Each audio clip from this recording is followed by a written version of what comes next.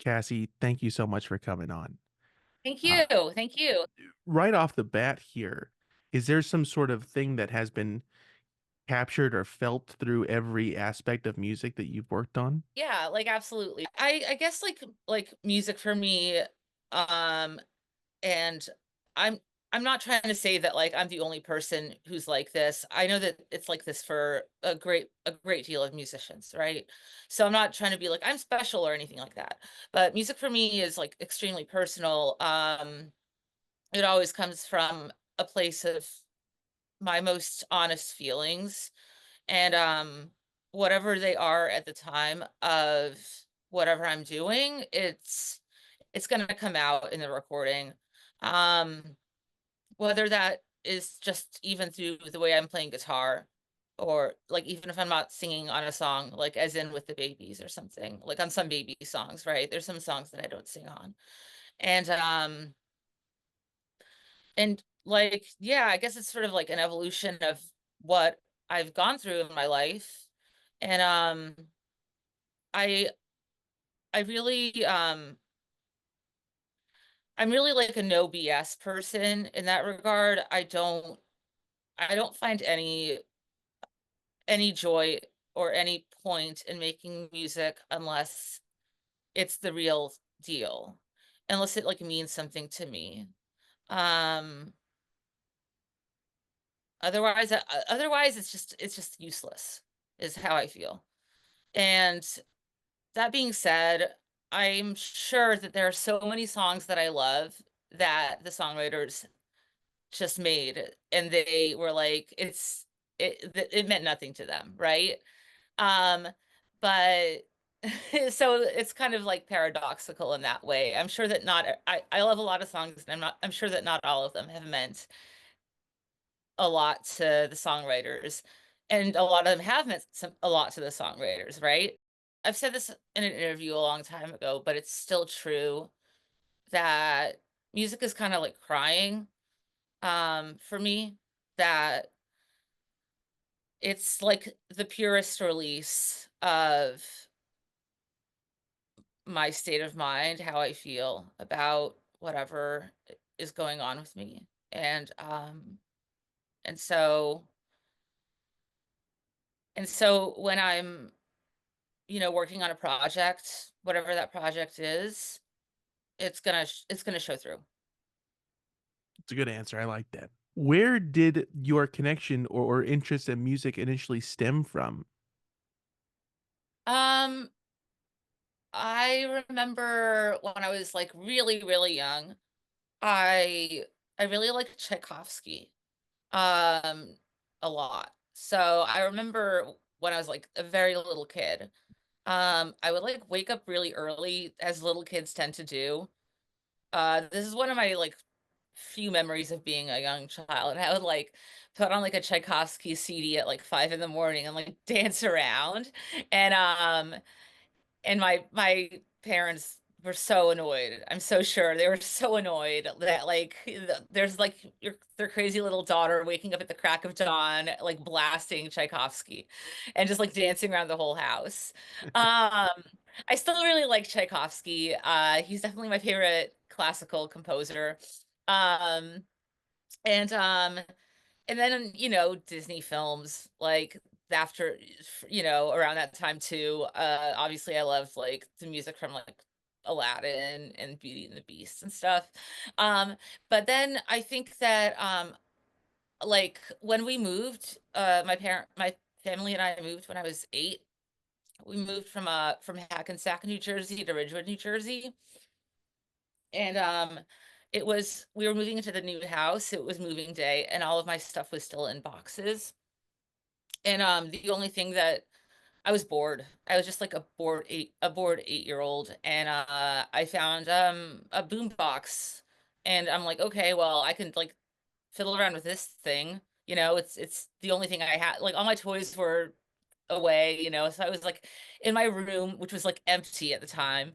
And and I just like was like playing fiddling with the boombox, and I found the adult contemporary station from 1994, and I just like was obsessed with it. I was so obsessed with it. Like I was like I was obsessed with Mariah Carey and Madonna and Whitney Houston, and I guess also like Billy Joel and All for One, and all of the hot hits of 1994. Um but yeah, like sometime around then I was like, "Oh my God, I need to do this." Like I need to like be a singer. Like it was just so magical to me. Um in the way that like Tchaikovsky is so sick, but it's like, what little kid wants to be Tchaikovsky? I don't know. And then like Disney stuff, it's like you don't like the songs are there to accompany the movie. So it's like, sure, you want to be a Disney princess, but that's not really the same as wanting to be a singer or songwriter. Um, so then that was kind of like after that I was just like obsessed with finding music since then, since I was eight. Okay. Yeah, Right on. That's yeah, awesome. yeah. Yeah, were your parents into music, or was it more of a self-motivated interest early on? Well, it's interesting because my family's from Poland, so um so it's a little bit of a disconnect because like they had the Tchaikovsky CDs, right? They also had like the Beatles White Album. I That's something else that I found before I found the radio station. I really like the White Album. And like I know that my mom like knew how to play guitar when she was young, because that was just commonplace back then. Like like she grew up in Warsaw, and there's photos of her playing guitar as a, teenager, or like I don't know. I think she was like 13 or something. There's like a really cute photo of her playing guitar. Um, but she hasn't kept it up. She And got the one photo. I mean, that's enough. It's like, hey, I yeah, did no, that. no, it's a great photo. I'm like, whoa, mom, there you are on guitar. It's amazing. And I then, mean, getting one great photo, like it's yeah, pretty yeah, good. no, it's wonderful. Yeah, I love it. And and then, but my mom's musical tastes have always kind of escaped me. Like she's the kind of she kind of like listens to like a lot of like very like like one time I just found her like in her studio listening to like Mongolian chants, stuff like that, like I don't know. But me and my dad actually bonded over music a lot when I was a kid. Actually when I was like I want to say like 11, I made my dad mixtapes, but yeah, I let him choose the songs. So we had like the CDs, and I would be like, "Dad, I'm gonna make you a tape so that we can listen to in the car together when you drive me around to stuff." And I did, and he told me what songs he liked from all the CDs, and I made my dad mixtapes. Like like present day, I can kind of vibe with my dad about Billy Joel or something like that. I can kind of talk to my dad about music industry stuff, and it's not it's not this like huge divide. Um, I don't think my mom really understands it as much, but that's okay because she has a lot of other passions and interests, and like that's awesome. Um, but yeah, my dad kind of like gets it with like the whole we were talking about Billy Joel's like Madison Square Garden stuff, which I actually was lucky enough to see one of those shows. How was the show? How was the Billy Joel concert? It was awesome. It was incredible. It was life-changing actually. It was life-changing. Um I've been a big fan of Billy Joel my whole life. Um no shame. I love Billy Joel. I think he's one of the most interesting singer-songwriters of our lives. I love his lyrics. I love his story. Um and I love his Madison Square Garden residency. I think that was so cool. And I love that he stopped making music after River of Dreams. I know he composed some classical music since then, but you know, a lot of his contemporaries went on to make a lot of really bad albums, and he didn't. And there's something so like next level about that, you know, like it's like a next level move. It's just higher like frequency stuff. Like no shade to any musician, but we But you're all not know Billy Joel, yeah. that a lot of artists that were around his age went on to make many bad albums, and he didn't do that. He just stopped. And so I like respect that about him so much, that instead of going down this like path of making a million terrible albums, he just like dropped out. And then I think it's an incredible career move. It shows such self-restraint in a way. But back to the show, the standout moment for me was when he played Piano Man, which isn't even my favorite Billy Joel song. It's actually one of my least favorite of his hits. I mean, I like it, but you know, it's I think he's a really interesting composer. He like music theory wise, I think he's a really interesting composer. And Piano Man doesn't interest me very much as a piece of music, right? But during Piano Man, um, during the last chorus, um, all the lights in Madison Square Garden went out, and Billy Joel stopped singing. And so then it was the entire audience with their phones, and they all in unison being like singing to Billy Joel, sing us a song, you're the piano man. And it was like this breathtaking moment of unity. And like I'm like thinking like I'm getting chills right now thinking about it. The way that he brought a room that big together. And it was all intentional, you know, like that's what the light person, like it wasn't like an accident, right? Like that was planned. But it was beautiful. It's like we were in the song, all of us at Madison Square Garden. And Wow. yeah, it It's was big. so It's I mean beautiful. it's huge, Madison Square Garden, yeah. It's huge, and all the shows were sold out, you know. So like yeah, it was like me, my friend who I took with me, and then everybody else in Madison Square Garden.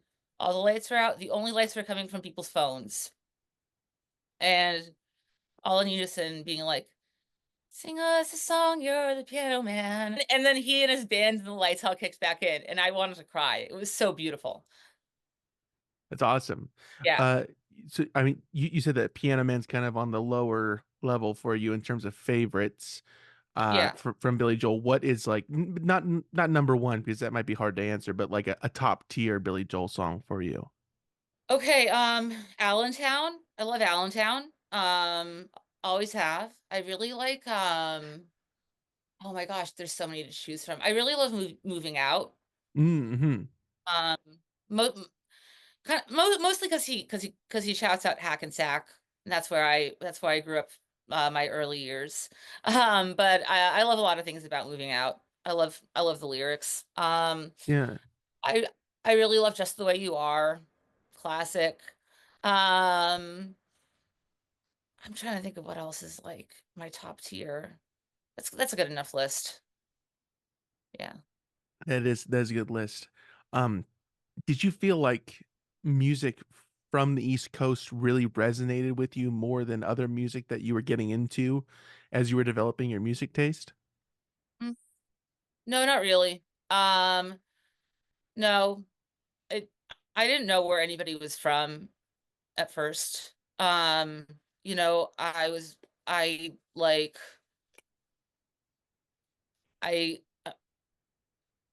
you know, I really like the Spice Girls when they came out. They were from England. I could have Um sworn they're from Tampa, but okay, all right, that's fine. yeah, yeah, no, I mean, no, not really. It didn't really matter. If I liked it, I liked it. Um, like, yeah, I mean, at this point, I do have an affinity for East Coast artists and especially tri-state area artists.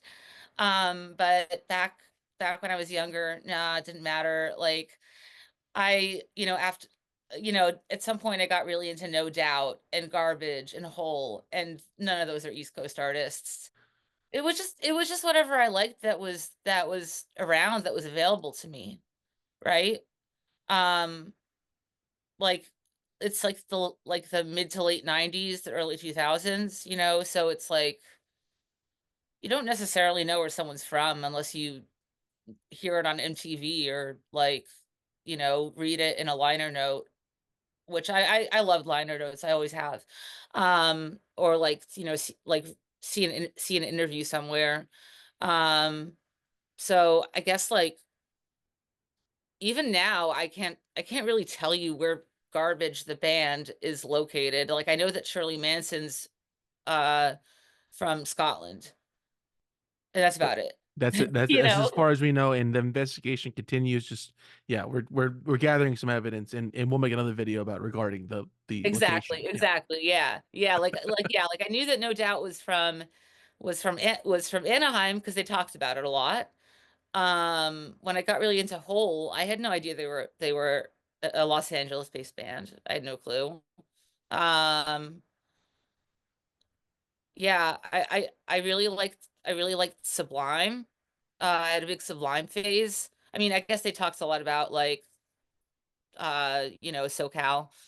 Long Um, Beach. Yeah, sure. Long Beach, yeah. And yeah, I don't know. Mariah Carey, I didn't know where she was from. Whitney Houston, I didn't know where she was from.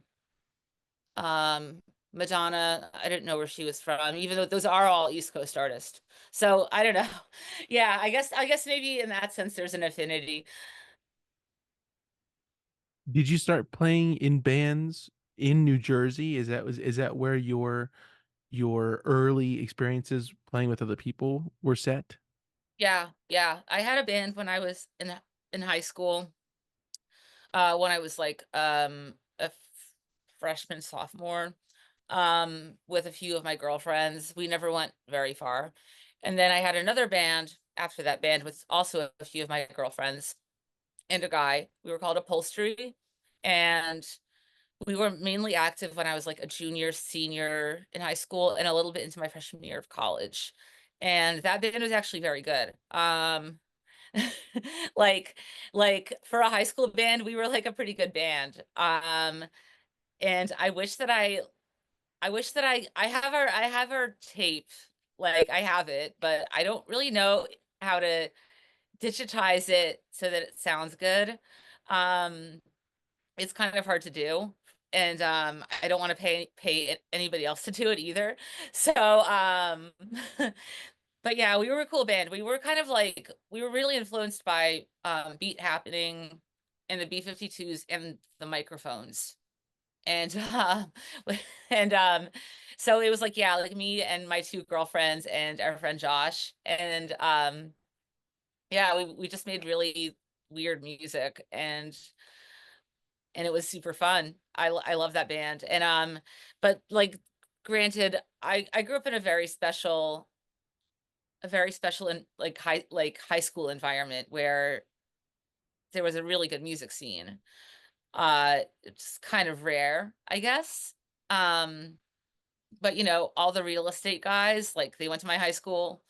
Um, they were in the same grade as me, a lot of them. And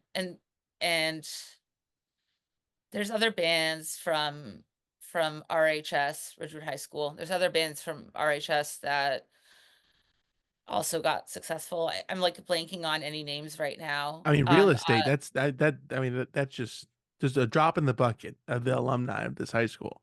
Yeah, yeah, but there were others too. And then our neighboring town of Glen Rock, they also had a really good music scene. And like Titus Andronicus, like that's from Glen Rock. Pat Stickles, the front man, he's from Glen Rock.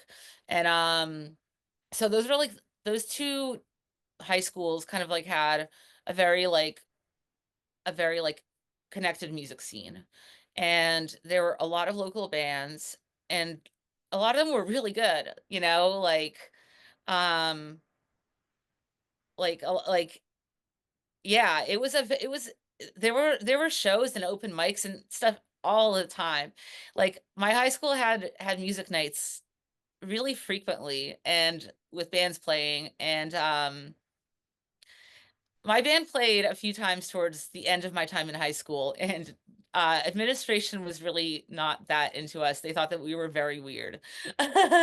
But all of the real estate guys and all their friends' bands would play very often, and they had like really cool indie bands. Yeah, like around that time, yeah, there were a lot of us who were into cool music, and we shared it with each other. And so I'd be like talking on AIM to somebody from, like who ended up being in real estate or whatever, like somebody in that realm. And they'd be like, "Have you heard of this?" And I'd be like, oh no, but I'll check it out." And then I downloaded it off of like whatever, like Kazaa, I don't know. And then I would like, make recommendations too. And so like by that token, I've been listening to like the Swirlies since I was like 15, and Drop 19s and stuff like that. Um like a lot of like music that got kind of bigger more recently, I guess, like in like the shoegaze world. I was into back then. And I also did a lot of like music exploration on my own on the internet in high school. I didn't have like an older sibling to show me the ropes of anything. So yeah, I guess like all the people in my high school who were into cool music, we would all like share with each other, and then I would also just like go off on my own, like just go off onto like deep little corners of the internet and try to find new bands to listen to. It's a good way of doing it. For the record, I still get inspired by the radio. Like I'll be in the grocery store and I'll has Shazam stuff all the time. I'm not even kidding. Like sometimes there's like really good Latin music that I'm like, there's no way I can ever find this without Shazam. So I have like the whole playlist of just like Latin hits. Because I'm like, Deep cuts from the grocery store. yeah, exactly. Yeah, maybe I should like actually make a playlist like that That'd be because good. I hear some really good stuff. Um, I think you're going to a hip grocery store. I'm not hearing that. I mean, No, no, no, definitely no, did no, not no, hear no. that They're in the not hip. grocery No, store. no, no, no, not hip grocery store. No, no, no, no, no. Like I'm actually this is like such a tangent, but I'm like actually this like huge like grocery store connoisseur. I'm like it's one of my like weird hobbies. I love exploring new grocery stores, and I really like knowing which places have what for cheap, which places have deals on what, that kind of thing. Which places have like better produce for cheap, etc. All that kind of stuff, better meat for cheap, you know, uh, unique and interesting select varieties of like spices, for example, or whatever, I don't know. But I love checking out different grocery stores for real. And I have a very, very large encyclopedia of knowledge about where to go if you want X, Y, or Z. I was driving for like, ride share delivery, not taxi. I was never a taxi driver, but I was doing the delivery and personal shopping stuff for a while. And so I'm like really, really well acquainted with pretty much all of Manhattan and Brooklyn and Queens. Like all of the neighborhoods I like have like an understanding of, which is kind of monumental if you think about it, just by happenstance of doing the job. Yeah, that's a lot. Exactly. Yeah, it's a lot. And so if somebody names a street, I could be like, "Oh, I understand that. Like that makes sense to me." Even if I don't like really know it that well, but like unless it's like a really tiny street like that's only like one block, then that won't make sense to me most of the Right. time. But if somebody names a street and and yeah, I'll be like, "Oh yeah, it's around there." That's kind of like the demographic of that zone. Going back to when you originally moved to New York, was that always a goal for you when you were in these early bands? Like, oh, I want to be making music in New York. I kind of got to leave New Jersey, or was it just something that happened and you happened to start making music there after high Um, school? I I kind of both. I guess that was my goal. Yeah. I mean, like let's say in like 2003, that was my first time going to Williamsburg in Brooklyn, and I thought it was so cool. Obviously, because it was. It was I would, like, step off the L train, I'm like, "Whoa, this is so sick," because 'cause I'd never been to Brooklyn before that really, you know? Like, I would hang out in Manhattan, if I, like, went to the city. Um, Which, and real quick, Cassie, and you're the person to ask about this. People say like that actual city is Manhattan. So like if you go to Williamsburg and you said you went to like New York City, that's not really the city, right? Do I have um, that correct? no, if so if I'm going to Manhattan, I say I'm going to the city Hmm. from Brooklyn. Okay. If I say I'm going to New York City, that means that I'm going from somewhere outside of the 5 boroughs, Hmm. right? So, like, let's say I'm in the Midwest, right? And I say I'm going to New York City, that makes sense. If I'm if I'm in Brooklyn and I say I'm going to New York City, that's a really weird thing to say. So yeah, like if I'm planning a trip into Manhattan, I'm going to the city. Okay. Okay, so from New Jersey, we could say like, yeah, I'm going to the city. From Okay. northern New Jersey because you know that's a city. It's different in South Jersey, I think. Mm. But being from North Jersey, it's the city. And and so I think that Brooklyn counts as the city Okay. if you're coming from New Jersey. Right Yeah. on. Okay. But it mostly meant Manhattan back then, honestly. It Hmm. you know, back then, not much was happening in Brooklyn, right? Like you'd go to Manhattan, you'd go to hang out like in like the East Village and like the West Village and Soho and all those places, right? Like Tribeca. Wall Street. Or Yeah.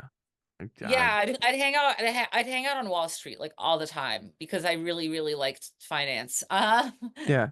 Just hearing about Yeah. trades and stuff. Yeah, yeah, yeah. Yeah, For sure. I would just like check out the stock market, you know, just for fun with my friends on a Saturday. That's the I no, I'm not from the East Coast, but I've heard that that's like the thing to do. I don't know if it still is anymore, but I heard that that was It was yeah. so cool. Yeah, yeah. Wait, where are you from? I'm from California. Okay, word. What part of I'm California? Yorba Linda, so it's next to Oh, okay, you're Anaheim. Yeah. Belinda, yeah. Mhm. I spent a lot of time in Costa Mesa, O- so I know Okay, Costa right on. Mesa well. Yeah. That's I cool. would go there. Yeah, I would hang out at like at the Pete's Coffee in Costa In Mesa. Costa Mesa, yeah, that's a good spot. Yeah. I would stay at the Travel Lodge. Right? Yeah, I know what you're You know talking the about. one? Hmm. Yeah.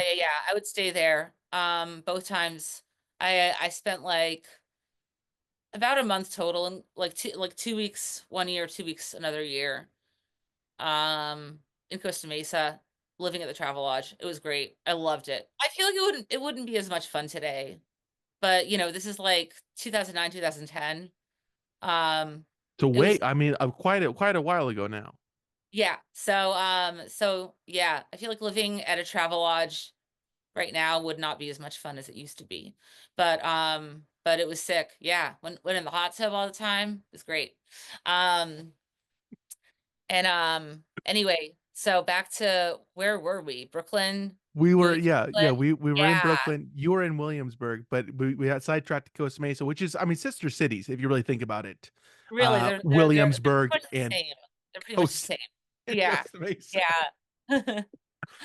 Yeah, exactly. But no, like I remember like getting off the L train when I was a junior in high school and I was like, "Whoa, this is so sick." And it was like, you know, it was like a lot like quieter than Manhattan. It was quiet back then. And like I would just see like cool people walking around in addition to like, you know, old Polish people, which is like I don't know, I've been around those all my life. Also Um cool, also cool. yeah. So and it was just like quiet, but like with like pockets of like cool stuff. And I'm like, whoa, this is amazing. It's like just like sleepy, but like very cool. And so I've been drawn to Williamsburg since like I was drawn to Williamsburg since then. And then when then I went to Pratt for college. The Pratt And Institute, and that is in New York as well, correct? yeah, it's in Clinton Hill, which is like it's not that far from Williamsburg. Okay. So I went to Pratt. I went to art school. I I I did honestly didn't even really want to go to college, but my parents kind of were very insistent on me getting a college education. So I'm like, okay, I'll just go to art school in Brooklyn. You know. And like I mean, I'm glad I did. Like I have no regrets. I think that I honestly, like, I'm not gonna lie, um, going to Pratt made me a better artist. I learned things there. I learned a lot of things, and it gave me a good artistic education. So, like, that was great. Um, you know, like, I'm not gonna, like, go and, like, talk crap on my art school because I'm like, "You know what?" Like, Pratt ruled. Like, whatever. Also, you're an alum of the school, and you Yeah. get the school spirit. So yeah, and it runs deep. Yeah. Yeah, I wear my Pratt shirt every day. I'm just not today for some reason, but Well, yeah. it was in the wash. I understand, but the last time when I saw the babies in Los Angeles, you were wearing the Pratt shirt very proudly. There's a couple of pictures of it. Yes, yes, I was wearing the Pratt shirt at all of the big Both ones. nights. Yeah. Okay. So Yeah. so all four shows. All 4 shows I wore my Pratt shirt and my Pratt sweatpants, my Pratt socks, and my Pratt hat, and my Pratt artist bag. I just like moved to New York. I went to Pratt, and then um once I got settled in at Pratt, then I I guess I just started going to all these events, really. Like, there was so much stuff going on all the time, and I heard about toddpnyc.com, so I would literally go to, like, almost every single Todd show.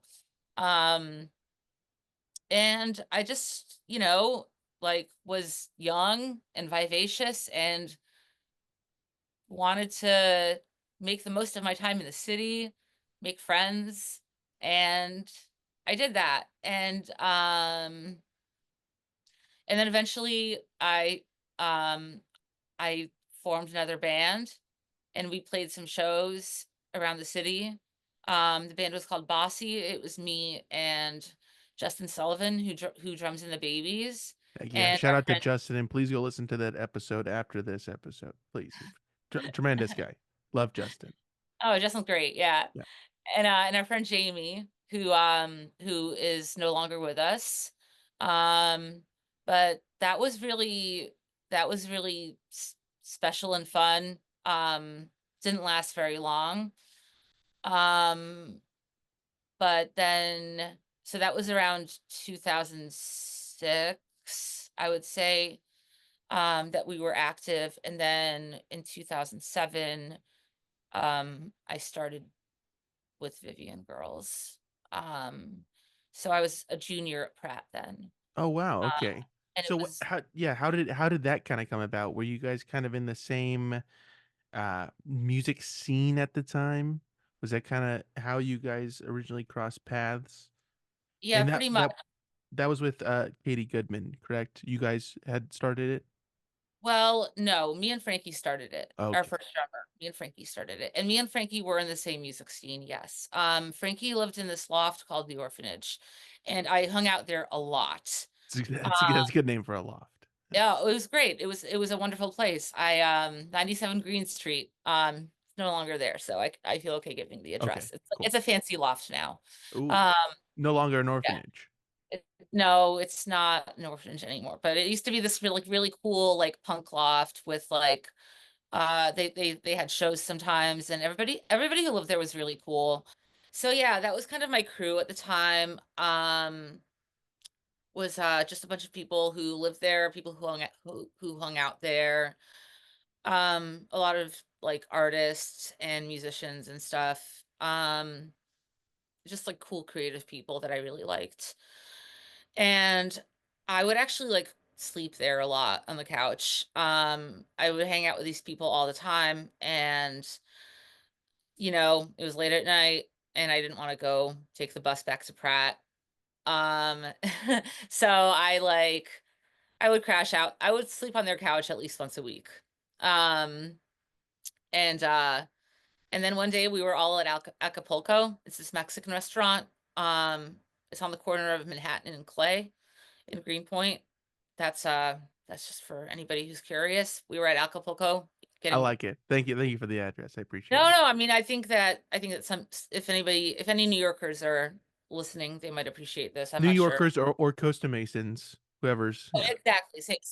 Same thing really, but yeah, Acapulco is this Mexican spot that had really good huevos rancheros. It was like a local little spot. It wasn't like hipster or anything like that. But yeah, they had really good huevos rancheros. So we would go there for like breakfast brunch sometimes, and or like really often actually. We were there, and we were at a table, a bunch of us, like maybe six of us, and then Frankie was like, "Hey, do you want to like jam sometime?" I'm like, "Sure."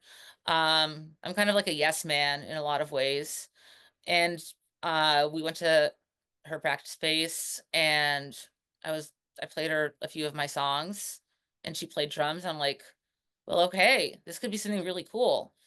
And then we needed a bass player. I'm like, well, my best friend from high school, Katie Goodman, um, maybe she could play bass.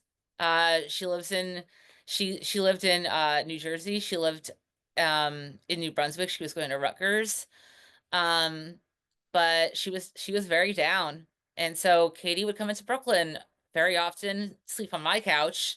And and yeah, we just really like kicked it into high gear very quickly. We were all really inspired, I think, and motivated. So it was relatively soon after that first band had dissolved that you jumped into Vivian Girls.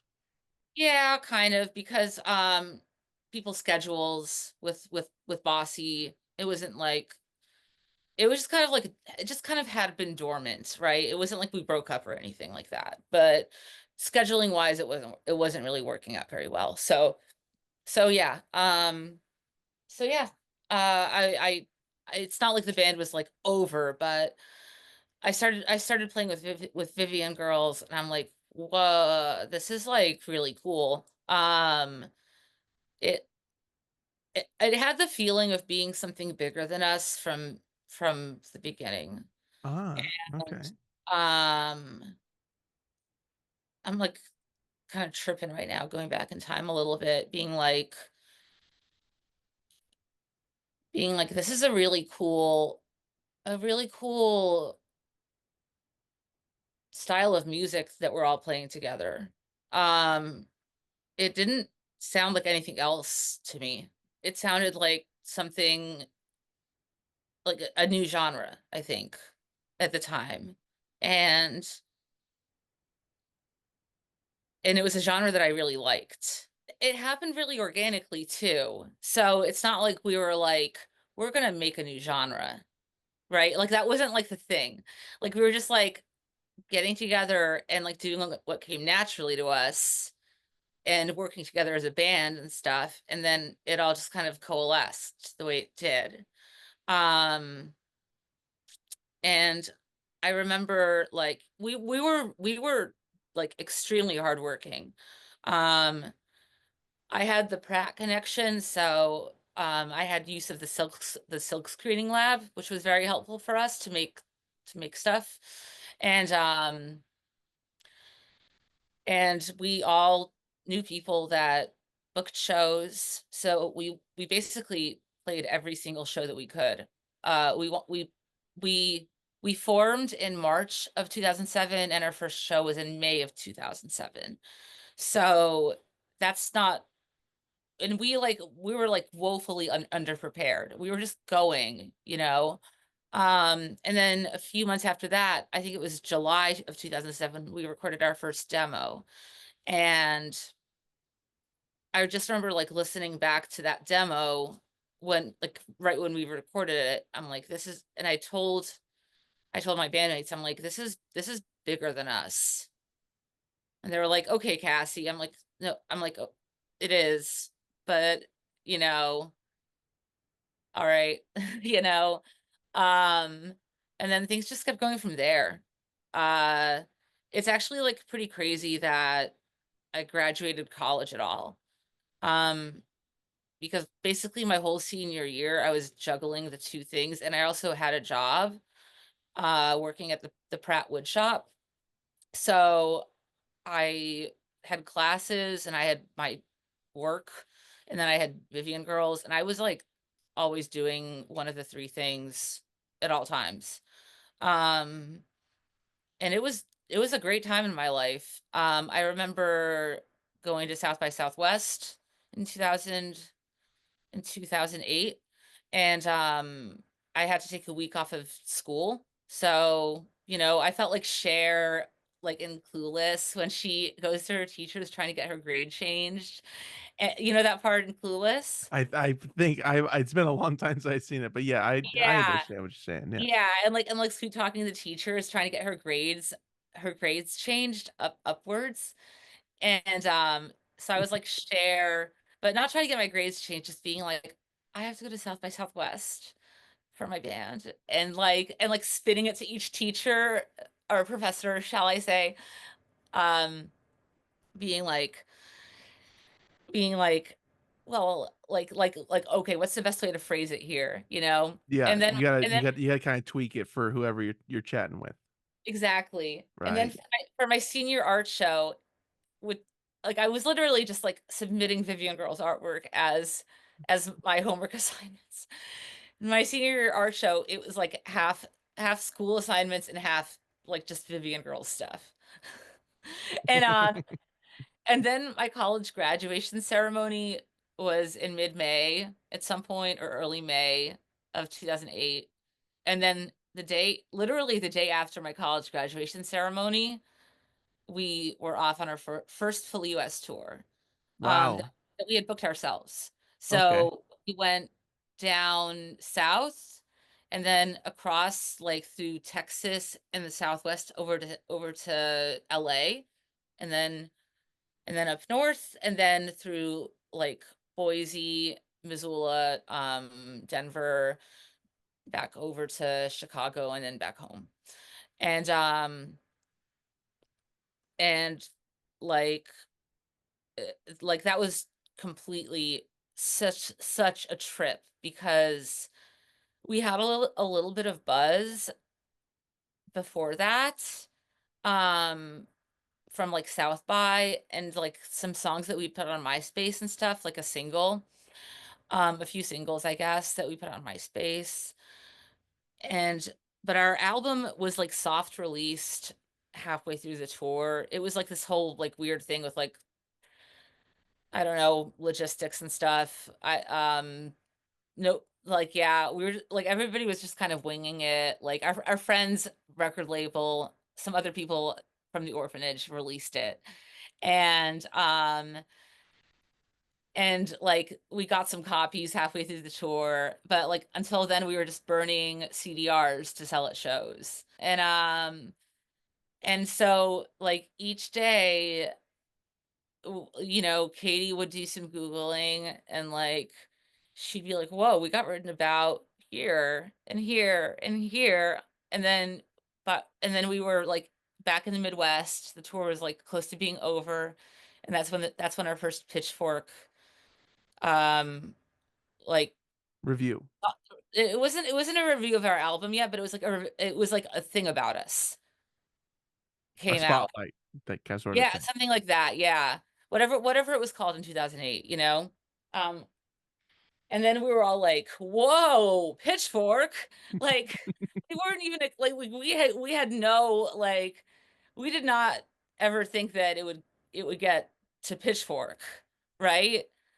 Um, but it did. And then by the time I got home, we had um we had a new record label, a booking agent, a PR person, and like all like all this stuff just started happening. So like from the beginning of that tour to the end of that tour, it's just like complete like osmosis.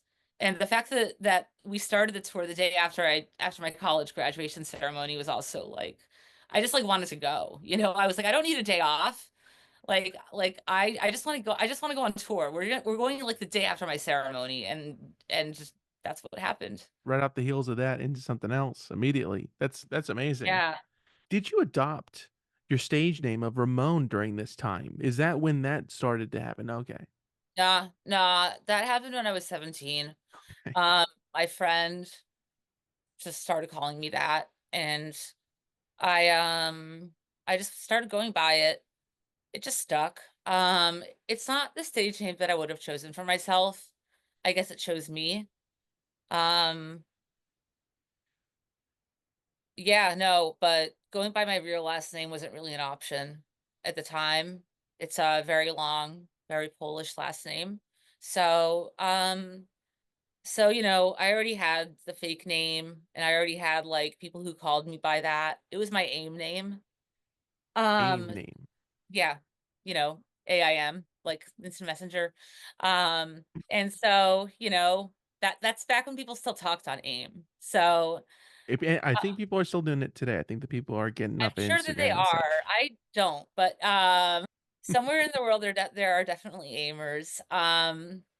So I don't know. I mean, yeah, I just like kind of just went with it. Like um I would have chosen something different if I even like knew what to choose.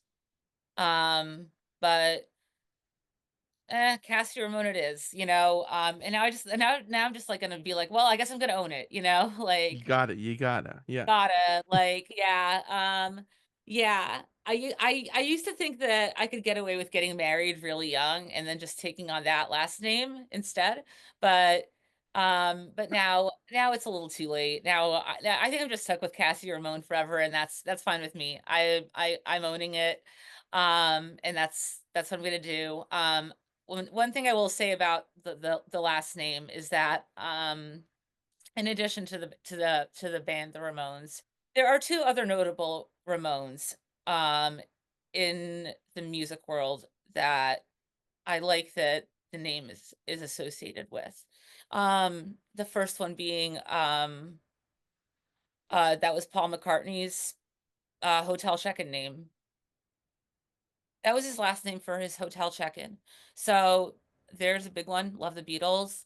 And then Phil Ramone, real last name, was a great producer. He did, a lot of Burt Bacharach stuff Oh, and, okay. also Billy Joel. I So, didn't know that you were a Billy Joel fan. That's quite odd. Let's get into that. yeah, let's talk about that some more, please. Yeah, but no, Phil Ramone, is just like associated with a lot of musical acts that I love. So, especially the Burt Bacharach stuff, like Burt Bacharach's solo records, um, that I've loved so much. Um, like Make It Easy on Yourself is one of my favorite records of all time. Oh, right on. Okay. Very cool. Yeah. Um, Also a big influence on Vivian Girls, FYI. oh, okay. Very nice. Did you feel like there was some inspiration coming from other local groups at the time that was kind of being pulled in to influence music for Vivian Girls, or was it kind of outside sources like Baccarat's music, perhaps? That No, was more of it was a a little bit of both. It was a little bit of both. Like definitely, I would say that like we were kind of more in like kind of like the art punk realm of music in Brooklyn. Um so like not so much the indie sleaze realm, if you will. Like it was more like this like DIY like like punk aesthetic thing with you know taken to whatever with whatever angle. um so that definitely was very influential for us. Can't can't lie about that.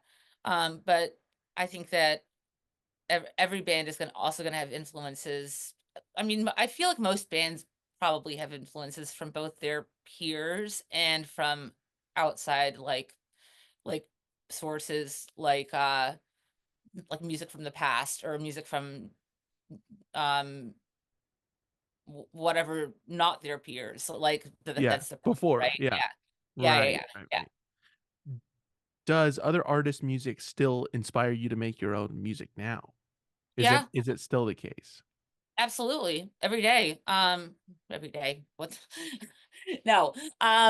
What I meant to say by that was like, yeah, absolutely. Yes, other music very much inspires me all the time, very much. When we were making Sweetheart, me and Dylan, um, like I could not even I tried making like a Spotify playlist of songs that were influences on it, and it was getting so incredibly long that like I just gave up. Um, so like yeah, like I very, very often just drive around and listen to music and get inspired. There's a lot of inspiration everywhere. And yeah, it's weird. Like um it's really weird where the inspiration comes from, I guess. Sometimes like especially now that I'm like a little bit older, um, trying to look cool isn't really as important to me as it was when I was in my early 20s, right? I think that's typically how it goes. So I can point to like distinct parts of the album where like Kesha was an influence. I'm not gonna tell you what they are. Maybe I will, but um You know what? I think that people should go and buy the album and stream the album and make their own assumptions of where I Kesha agree. Yeah, has Kesha. made her mark in it. Kesha has made her mark in it for sure. And also Alice Coltrane, like Taria sings Divine Songs, like that era of Alice Coltrane. 80s Alice Coltrane has been like a massive influence on me lately, like over the past year. Um and Yeah, there's a lot of different kinds of stuff that's influenced the album. Yeah, it's overwhelming actually to talk about how many. So I'll just give you those two. Those are a good two, a good jumping off point, and Yeah, many, many and more. I would say that like Alice Coltrane and Kesha are very much a yin yang of music, if you will. Sure, sure, I could see Uh, that. I think actually I just thought of that like off the top of my head, but actually it's true. And I'm excited to hear your dissertation on it, which will be published through Pitchfork soon. So keep an eye out for that. Okay, thanks. Thanks. Sounds good. How long had Vivian Girls been around before the babies started making music? Not that long. The baby started in January of '09. So, um, a little less than 2 years. Um, and like I said, I'm a yes man a lot of the time.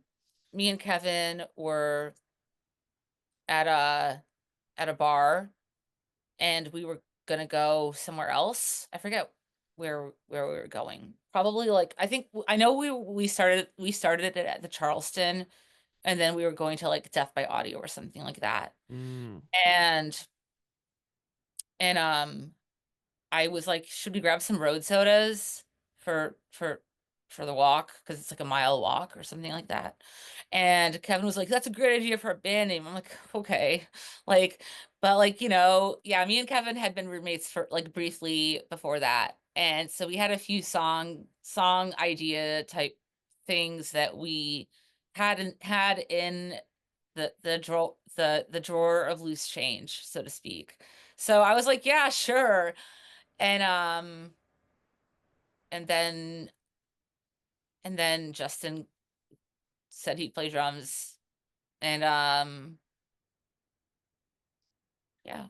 Did you feel like you So were flexing another muscle outside of what you were doing with Vivian Girls at the time with the babies music? Do you feel like it's like, oh, I'm kind of moving in a different direction, at least just when it pertains to writing music, or did it kind of feel the same, or there was some overlap? It definitely wasn't the same. It's definitely a different kind of music. Um, I think that I think that I just wanted to play music with different people. That's pretty much it. Like I just love music so much um that it it it's just like something that seemed like the right thing to do. And I didn't want it to take away from anything Vivian Girls was doing. It was kind of more of like my fun side project band at first. And then, we grew as a band, the babies did. Um, but I and I guess that, yeah, eventually it was kind of like a thing where I did get to do some stuff in the babies that I didn't get to do in Vivian Girls because the babies had two guitar players. So that was fun for me. It was fun for me to like solo more and play guitar in a way that I couldn't as being the only guitar player. Um, but like Vivian Girls has always been my band, my baby. Um, like uh I love the babies so much, but like Vivian Girls has always been like my like my thing, I Right, guess. right. Um, because like, I wrote almost all the songs for Vivian Girls, and I wrote some songs for the babies too, and I love the babies so much. Like, so, like don't get it twisted, you know what I mean? But like Vivian Girls is more like personal to me in that way. For And sure, yeah. but the babies was also an amazing band to be in. So yeah, it's just different, but I love both, yeah. Did it feel like an organic thing when the babies began, much like the Vivian Girls? Definitely. Yeah.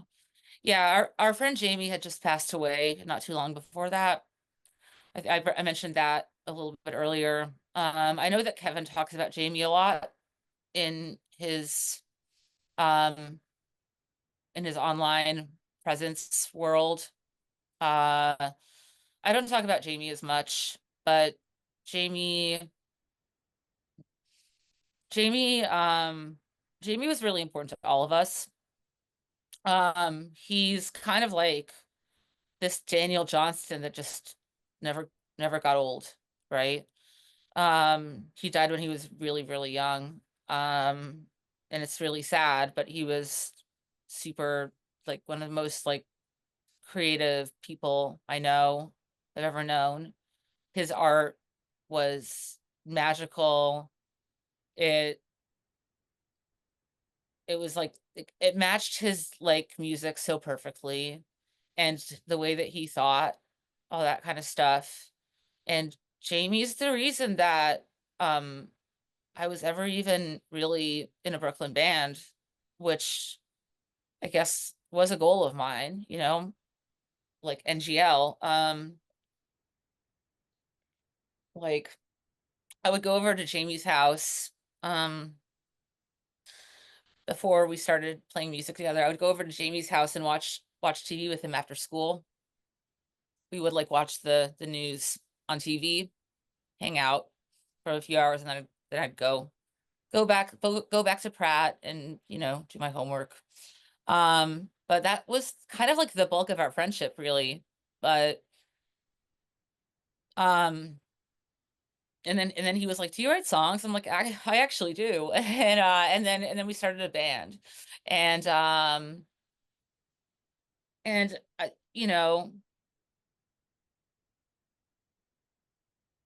I guess it was cool that Jamie wanted to start a band with me because Jamie could have started a band with anybody, really. But he wanted to start a band with me. And so in retrospect, that's I'm really lucky. Um, so anyway, yeah, Jamie had passed away 2 months before the baby started. So in a way, the band was like I don't want to say it was a tribute to him because it wasn't, but it was like us hanging out was almost like a support group in this way, where we were all really close to Jamie in different ways, and, and we could, like, hang out and keep Jamie's spirit alive in that sense. Yeah, he bonded this this band together in a way. Yeah, he did, he did, Oh, absolutely. that's great. That's I mean, that's what a touching way to be remembered Yeah, through art. yeah, yeah, absolutely, and, yeah, so that's why it was just really great to hang out and just make jokes and all that kind of stuff, and talk about talk about Jamie sometimes and play music sometimes and, do all the stuff. Um, yeah, I don't know. All that But all that yeah, stuff that yes, yeah, it surrounds that, sure.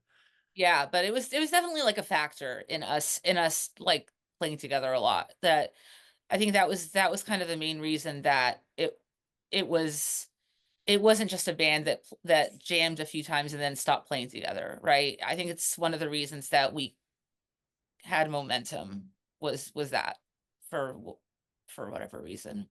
Right.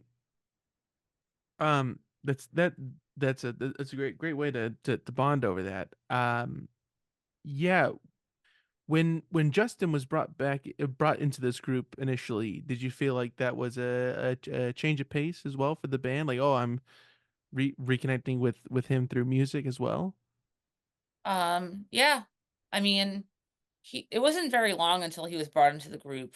It was like, I don't know, a few weeks maybe. I don't know, something like maybe not even that long. Like I don't really know. Like we were working me and Justin were working on releasing the Bossy recordings um like earlier that month, and I mentioned that I was like maybe starting a band with Kevin. Justin's like, "I want a drum." I'm like, "Okay." And so, like, that just happened that way. Yeah, it just was, like, the natural thing. Right. Was the dynamic changed when the great Brian Schleyer was brought into the group? We had Uh another bass player first, post the first Nathaniel Stark, Nate Stark. We had another bass player first.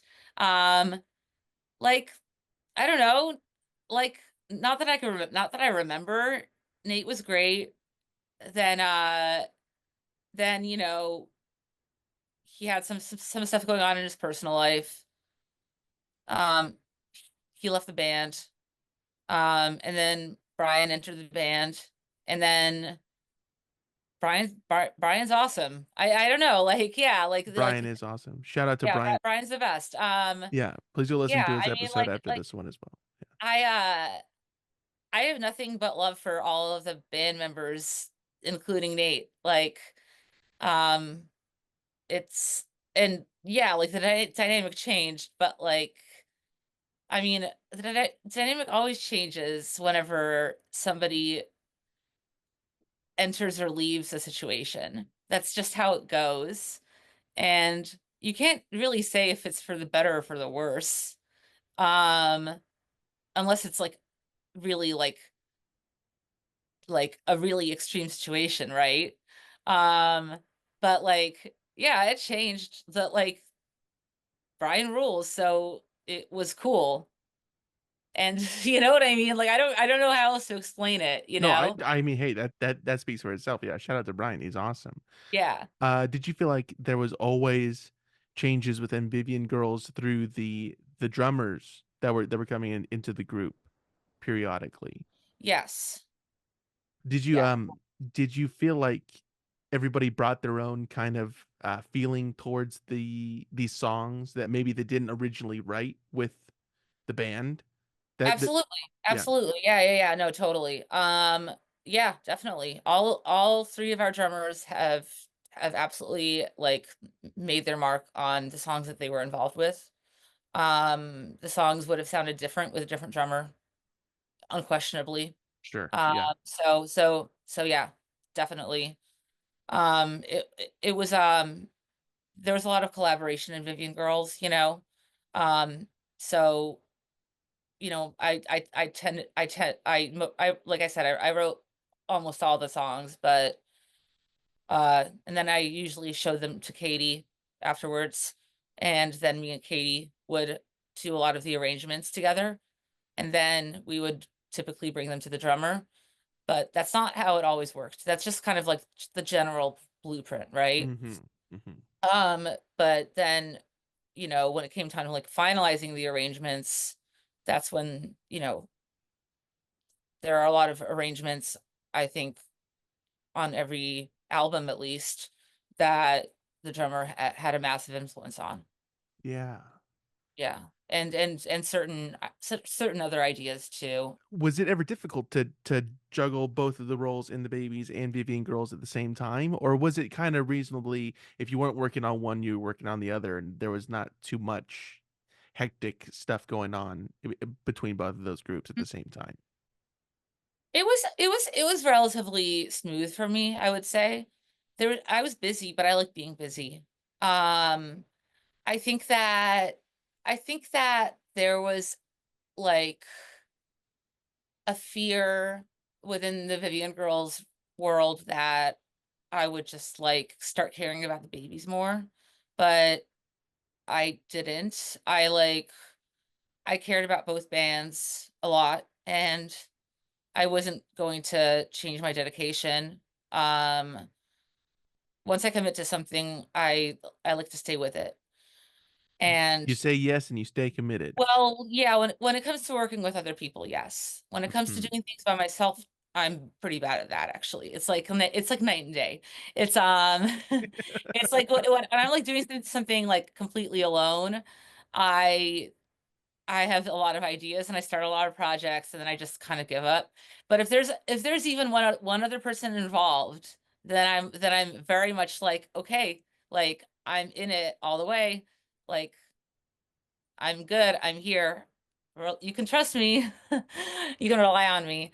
Did you go on hiatus from both Vivian Girls and the Babies around the same time? Yes.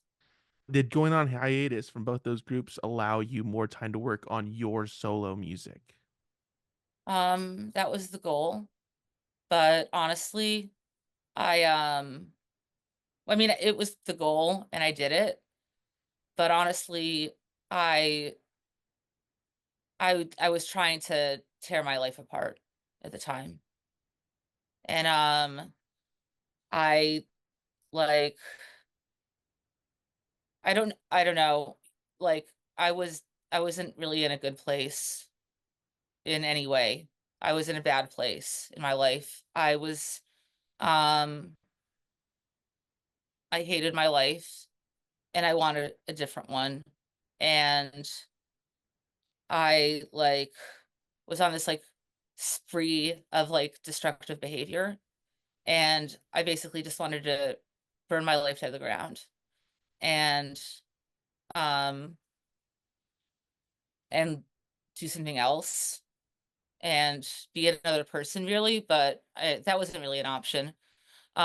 So I I just did a lot of destructive things, and that's what happened. And in the process, both of the bands broke up or hiatus or whatever. Yeah. Um, yeah, that's how it went. I was like, yeah, I was like 27, and I was like, like, basically been like doing this thing since I was like younger than 21, you Yeah, know? like 19 when you first went into college. So No, till I was 18 when I started college, but that 18, doesn't yeah. really count. But I was 21 when Vivian Girls started getting like attention. Hmm. Um Vivian Girls started when I was 20, and then we started getting attention like about a year later. I was 21. And so, it just felt like I had lived my entire life just kind of following people whether that was my parents, my schools, my like bands or whatever. And I was really sick of it. And um this is not like this is not like a a story of like how awesome my decision was, right? This is like kind of the opposite of that. I was in a really bad place. And I didn't know how to deal with like all of the stuff that had happened in my life as an adult. It was like it's like the kind of situation that I think a lot of people really want, you know? Um, like it's almost like a fairy tale. Like it's like, you know, you you you have this dream since you're a kid, and then as soon as you graduate college, it's like, wow, like you're like this rock star now. And it's like amazing, but it's also brutal. Um, so that whole a lot of those years, like I just lost my mind. I lost it. I completely lost it. And I didn't want it anymore. And shortly thereafter, like I wanted it back again, obviously, but it was too late. So but anyway, yeah, I did record my solo album. Um the time has come, and release it. And then I did Christmas in Reno and I released that. And um and then I just kind of, I don't know, felt just kind of, yeah, I don't know. Came back to music. Eventually, Slowly but surely, yeah.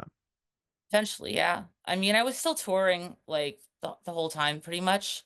Until COVID. COVID kind of put a wrench in that, but um This seems like the most opportune time to be touring, though, Cassie. I don't know why you're not tapping into those markets. yeah, right. I wish. But no, I like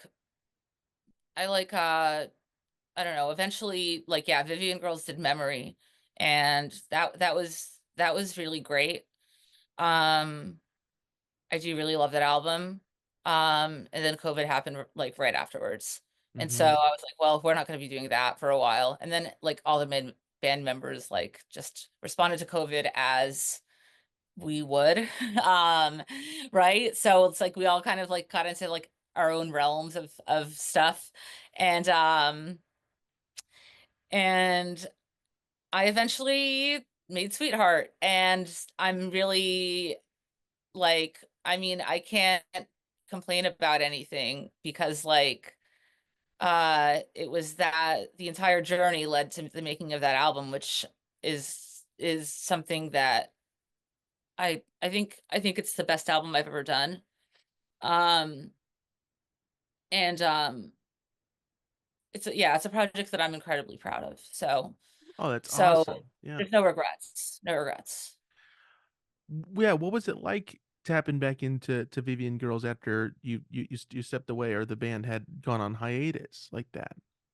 It was interesting. Actually, it felt completely natural. It felt completely like home. Um, up until we started playing shows. Everything was awesome until we started playing shows. And then at that point, I still had like a lot of like unresolved like issues and stuff within in my head. And um this is like not anybody's fault but my own. Okay, I just want to make that clear. I'm not like I don't want to throw anybody under the bus because like that's not what this is. Right. Everybody else, everybody, my bandmates, everybody was great, but in my own head, I felt like a really weird dream, and it freaked me out. Like it's like the dream where you're like back in high school or something. You know what I mean? Yeah. Um, and it was like so surreal and freaky to me that I just kind of like couldn't handle it. Um, and I think the shows went great, but just being like it was such like a surreal headspace to me that like I was probably acting really weird and like I'm sure of it. Like I don't I can't tell because I'm not a fly on the wall. I'm always going to be in my own head, Yeah, right? you only know your perspective, sure. Yeah, Exactly. absolutely. Exactly. Yeah. But like yeah, it felt like it did feel like being in it did feel like being in like just like this like trippy alternate reality, like you're like literally in a dream. And it's actually the same way that I feel when I go to Williamsburg now. I'm like, whoa, this is this place that I used to love so much, and now it's like completely different. It's messing me up, you know? Yeah. Um, so yeah, like the show, I still think the shows were great, but it was like a very strange place for me to be in my head. Um that's that. But literally everything before that was amazing. It was like being at home. It was like just like the practicing, the hanging out, the recording, the songwriting, everything, like playing our old songs. All of that stuff was fantastic. Making the music videos, like everything else was so much fun and I loved it. Oh, that's awesome. Yeah. And what was it like getting back on the saddle with the baby stuff as well for these couple performances that happened not too long ago? That was really magical. Um, I was definitely like in a better headspace back than I was in 2019. Um, it was a little bit overwhelming at first, but then like as soon as we walked onto the stage of the first show, I was like, yes. And then I was like, it was just like this magical, beautiful experience. Um, like at the shows and everything. Um, and it was actually funny because I was such like a dud at band practice. I was like always late and I felt like I could barely play guitar anymore. And then it's like but then it's like as soon as we like went on the stage, I was like I just like it was like Stella got her groove back or something. I was like, whoa, cool. You know, Yeah. yeah, I mean, it's like a slightly different thing because it's like, you know, like that was like the baby just did some shows and Vivian Girls like recorded a new album and stuff. But the baby shows were so much fun, like so great, so magical and rewarding. I I like I have like the I had the best time doing it. I hope we can do more. But if not, that's okay too. Yeah, yeah, I was at one of the I think the first night of the Los Angeles ones, and that was just a fantastic. It was really great energy Yeah, the in that energy was room. so good. Yeah, like I always think of like you know how I was saying that like the ener like the like things change when like one person like leaves or enters a group, right? Hmm. Like even like with a show, right? Like it's a room of like I don't know, 1,000 people or whatever. I don't know how many. I don't remember the cap of Teragram. I believe But it's 5,000. No, no, it's not I'm five. I'm fucking It's with you. not Yeah. 5,000. It's not 5,000. But it's like that. It's like everybody in the room is like like kind of like this like one big organism, right? And it's Hmm. like everybody's energy feeds off of each other. And and the energy was just so great. And you know, the band and the audience and then like the crew, the people who work at the venue, everybody all forms together as a unit during the show. And like some I'm just talking about shows overall, like not baby shows or whatever. Shows overall. Sometimes it works really well and sometimes it doesn't, right? And like for the baby shows, it works really, really well. Like the vibes were so good and you know, just like feeding off of the audience and the audience like feeding back and everything like that. It was it was wonderful. Yeah. Yeah. And that's awesome that you were able to kind of get both aspects of of working with both of these bands, coming back and working with them, making an Yeah, album with Vivian totally. Girls and playing some shows with the Babies. That's awesome. Yeah. Totally, yeah, and, like yeah, like, Vivian Girls might do something again kinda soon, we're talking about it, we're talking about it. It's in Um, discussions, yeah. it's being talked about. Okay. So that would be cool. Just gotta figure out, like, some time some, like, s scheduling components of it and some other stuff. I currently have, like, 50 songs or something like that, that I've written, since, like since working on Sweetheart, and, Wow, it's a awesome. lot, yeah, no, I've been very prolific. I mean, they're not none of them are really complete, though, like, they're all just kind of, like, half songs, but, like, now It's I'm a just like starting point, yeah, it's a jumping off yeah, point. but now I'm like, "Crap, I have, like, so much material, like, I don't know where to put it, like, I don't know what to do with it," like, but, I mean, I think that's a pretty good problem to have, you know? Yeah, for sure, yeah. So it's like I don't know exactly like where to focus which energy here. So yeah. So, Sweetheart is the latest release from you, Yeah. solo release, and, what was do you feel like that was coming back to music as well, kinda re-entering the music space? Yeah, I do. I wasn't really planning on it. Like I wasn't not planning on it per se, but um, I quit drinking like 2.5 years ago almost. And that's been quite the journey of, exploration, if you will. And I um I you know was really scared of music for a little bit since getting sober. Um and then at some point, like right before me and Dylan started doing Sweetheart, I was like assessing my life and I was like, well, I don't have I can't get a job. Not for lack of trying. I was sending out like a bajillion resumes, you know. Yeah, Um you had talked about that in another interview with Bandcamp, I believe, right? yeah, Yeah. yeah, yeah. Yeah, like all of these things in my life were kind of like going like very poorly.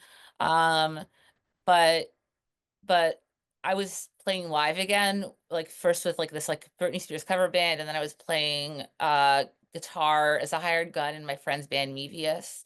And and I was like, well, like that's actually going really well. Like this is fun. This is great. I love doing this. This is what I love. And and it was like the only thing that like was bringing me like a sense of fulfillment at that time. Um and I was like, "You know what? I'm just going to record my next album right now." And I called Dylan up and I was like, "Hey, you want to rock?" And he's like, "Yeah." I'm like, "I'm okay." I was like, "Okay, I'm coming to Richmond in 3 weeks. Ready to do it?" He's like, "Yes." And I'm like, "Cool." And so that's basically how it happened. And yeah, like it was just the right time. It was just like about like following God's arrows, as I've said before. Just seeing like where the arrows are pointed, right? Like you're on the hiking trail of life and like, where are the arrows pointing? And some of them are pointed towards danger and some of them are pointing towards like the nice view, right? So Right, right. yeah, stuff like that. Right on. Yeah, how did you feel once Sweetheart was out? Did you feel like it was just a completely different album than anything you had worked on prior? Completely different. Yeah. It's like it's the most different. It's like the only album I've ever made where I didn't like I handed off most of the musician responsibilities to somebody else. Dylan actually played most of the instruments on it. And Um, that's Dylan White, by the way, right? yeah, Dylan White, Okay. yes. And I played some guitar and I did a lot of like like musical direction and stuff, like being like, okay, so here's the synth part, like check it out, ooh, whatever. Or Yeah. like or like here's the guitar lead, Yeah. whatever, you know. But like um I yeah, like it's like I wasn't most of the guitar on the album is not mine. Um so That's a huge difference. It was my first time kind of like handing over a lot of it to like a producer, um, who happens to be my old friend. And, I've always loved his music, his taste in music and like the music that he makes. I was briefly in his band, about a decade ago. I played bass and he was the songwriter and the guitarist, lead singer, etc. And like I've always loved his guitar playing. He's like has this like really like cool way of like having this like emotive guitar riff style, I guess. He's like very, very technically good. And in a way that I'm not, right? Like I have my style and I like my style and I wouldn't trade my style for anybody else's style. But like as a technical musician, um I do what I do very well, I would say, but I can't just like I can't play guitar like a lot of people, a lot of people that you would consider great guitarists, like Eddie Van Halen or something like that. I Eddie can't Van play. Halen, Cassie Ramone, that's on my list, but that's fine. Yeah, right. You know what I mean? Like there's certain technical things that I can't that I like am very poor at on guitar. And Dylan is technically like extremely advanced. So, but he also like blends that with like this like really cool emotive way of playing. And like doing like arpeggios and chords and stuff. So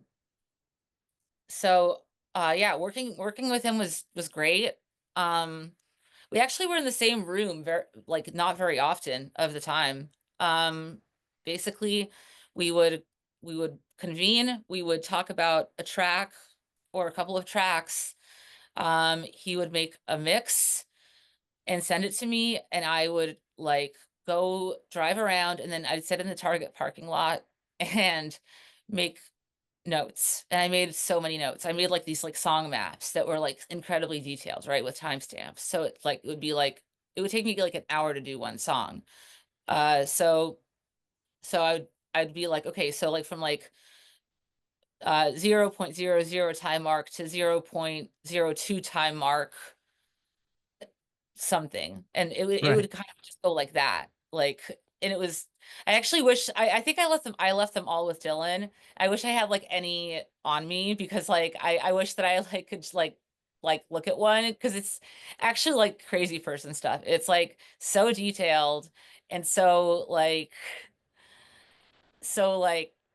just like kind of like crazy, but it's also like very like vibey. It's like I would just start like swishy lines to like accent like this is where the song gets like bigger and this is where it kind of drops and timestamp all of those, all that kind of stuff. Super detailed. Yeah, really detailed. So I was like doing this work while Dylan was, fiddling with the instruments and the sounds and everything like that, doing his work in Ableton, which I don't even know how to use Ableton. And then also, I'm very much a night owl. Dylan has a normal schedule, normal guy schedule. I have a very late schedule. And so I would often just go into the studio whenever he was asleep and just like see what happened. And like I think I've said like this before, like talking to ghosts or something.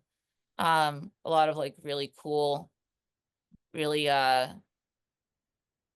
really like whoa, like having ideas like just like barreling into my mind. And like I don't know, I think it's how a lot of the best stuff got done. It was nice to be like not exactly in my element being in Richmond, although I've gotten to know Richmond really well by now. But um yeah, no, I loved our recording process. I thought it was excellent. It's awesome. Yeah.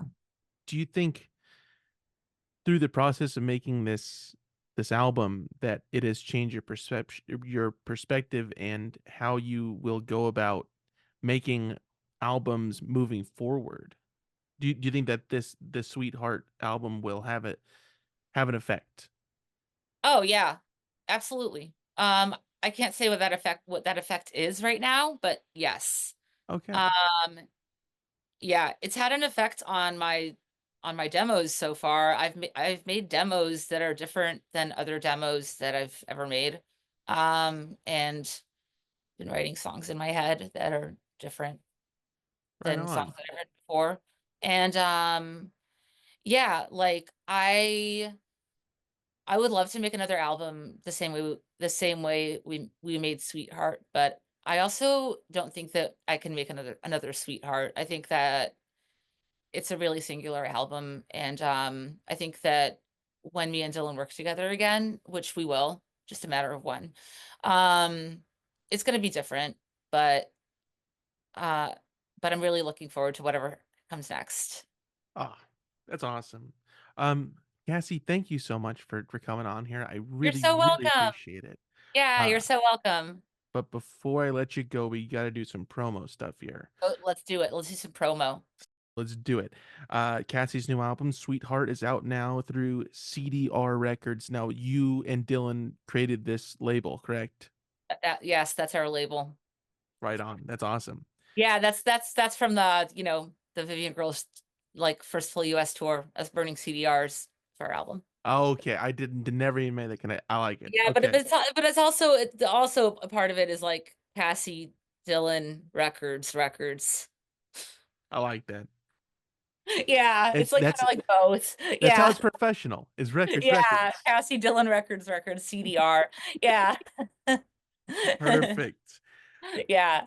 Yeah, Sweetheart, along with the other releases, are streaming everywhere, wherever people get their music. That's where they could find it.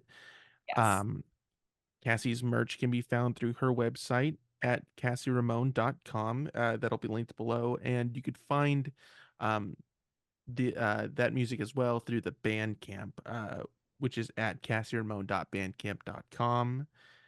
Um, and everyone can stay up to date with news and shows and tours and all these nice things that you're up to by following you on Instagram, right? Is that the best place? Yeah, Instagram is the best place to come for all Cassie Ramone related news. And it's Um, at Cassie Ramone on Instagram. yeah, yeah, and then for my Instagram, I also have a link tree where I have like my links. So link in bio. But yeah, I tend to post anything relevant on Instagram most of the time. So that's definitely my social media platform of choice. Perfect. And all that stuff will be linked below, whatever you're listening to this on. And Vivian Girls music is streaming everywhere as well. And the merch can be found through the Bandcamp at viviangirlsnyc.bandcamp.com. That newest release, Memory, can be found at polyvinylrecords.com. And everyone can stay up to date with news and shows and tours and all that good stuff by following the band on Instagram at Vivian Girls. Right, that's also where stuff is being posted and whatnot. You might have to double check the Bandcamp, but otherwise, yes.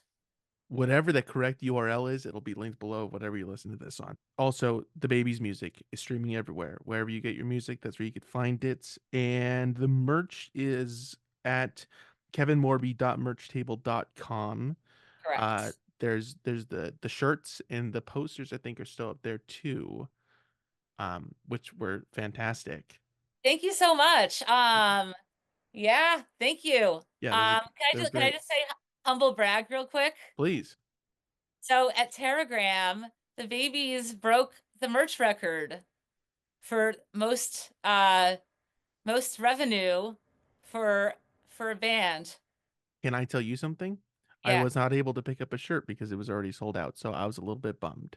sorry about that. Well, Yeah. you can buy one at kevinmorby.merchtable.com. Yes.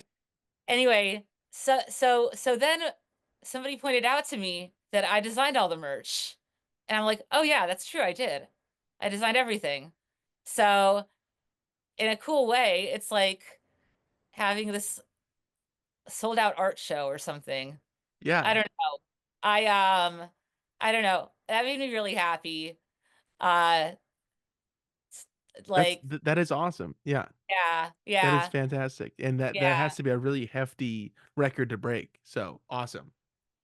we yeah, we sold a lot of merch. It was kind of it's kind of crazy, and it's pretty cool that I designed all of it too. So Yeah, like, yeah, that's so it's like awesome. this like weird like bucket list goal that I didn't even know I had. That you know what I mean? Yeah, Yeah, yeah. That's yeah, that's amazing. Yeah, and, if you are like me and didn't get a shirt at the show, you could find it again at kevinmorby.merchtable.com. I highly And recommend it because they're very comfortable as do I, and and they're there very good looking on yes, people. and at The Babies Forever on Instagram to stay up to date with any news or shows or anything that's happening with the band. Um, Absolutely. yeah, and, Cassie, once again, thank you so, so much for coming on. I really appreciate it. So, well, it was my pleasure being here. Thank you so much for having me. I And do not believe a single word of that sentence. That's okay. I'm kidding. Thank you so much, what? Cassie. I'm gonna stop Thank you. recording this, and I'll talk to you in a minute, okay? Okay, perfect.